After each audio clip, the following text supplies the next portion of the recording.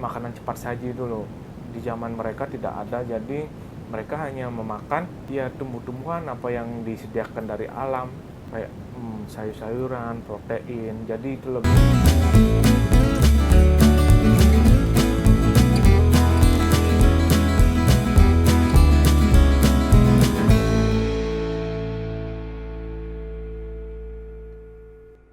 Yo, what's up sahabat ganteng?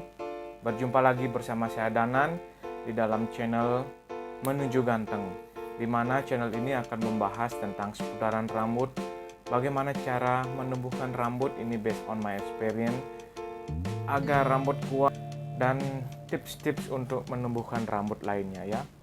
Jadi jika kalian baru pertama kali join di channel ini, jangan lupa untuk subscribe. Yang sudah lama tapi belum subscribe, jangan lupa di klik tombolnya dan jangan lupa diaktifkan loncengnya kawan-kawan ya. Oke, di video kali ini saya sedikit menggelitik membaca sebuah artikel ya teman-teman.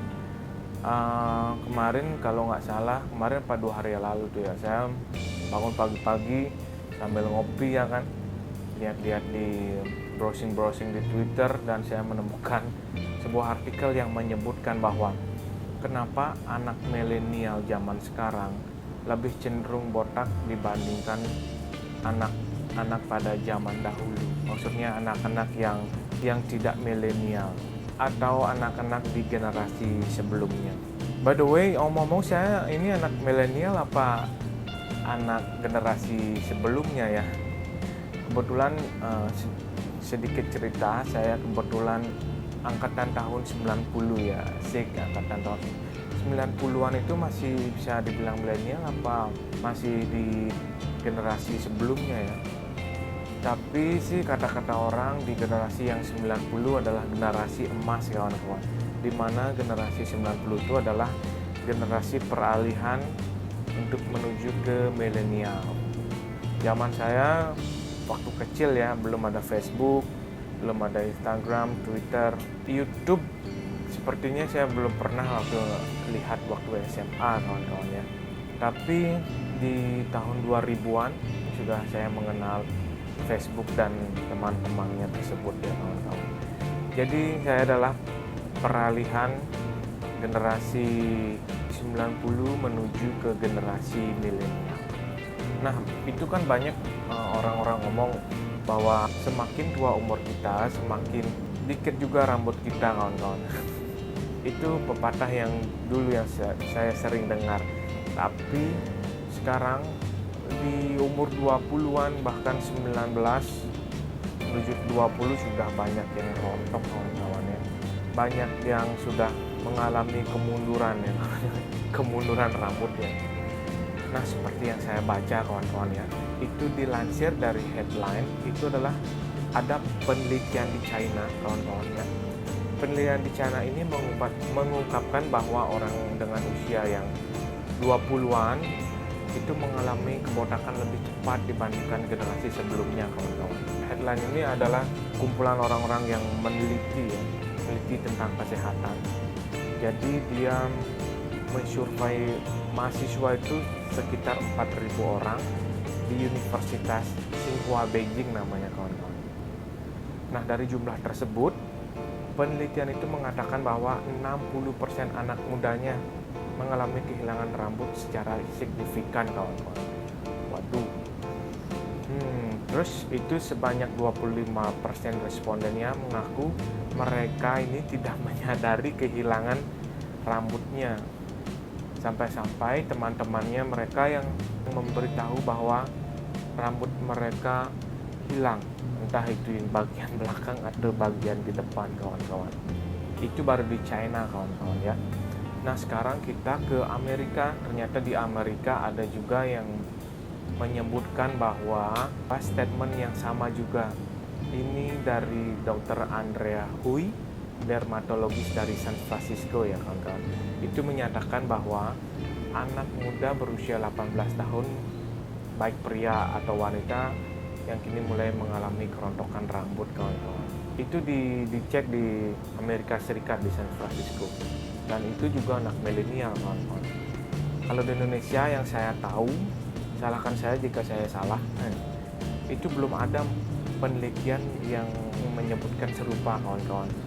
Mungkin saya salah, jadi correct me ya kalau saya salah, jadi bilangin kalau saya salah juga.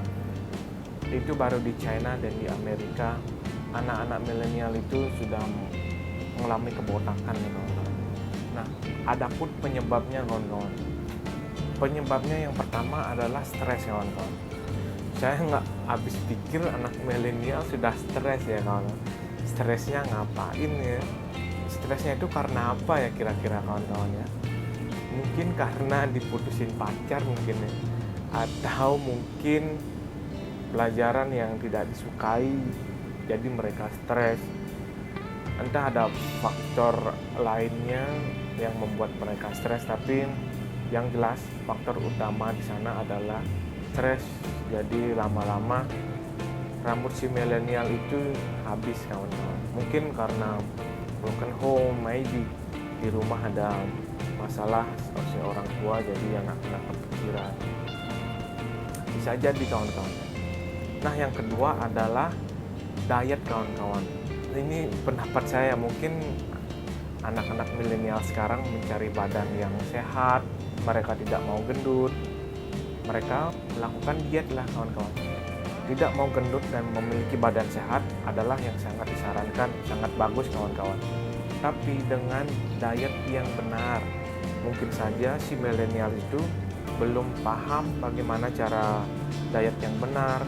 Mereka belum tahu nutrisi-nutrisi yang harus dikonsumsi, apa saja yang harus dikurangi. Itu penyebabnya. Jadi mereka itu diet dengan asal-asalan. Yang seharusnya tubuhnya mendapatkan protein mungkin saja dihilangkan karena tidak ketahuannya. Mungkin saja harusnya dapat zinc dan dia tidak dapatkan itu karena kurang pemahaman untuk melakukan diet, kawan-kawan. Sepertinya saya perlu diet juga, kawan-kawan ya. Nah, di artikel tersebut menyebutkan juga ada perawatan rambut, kawan-kawan.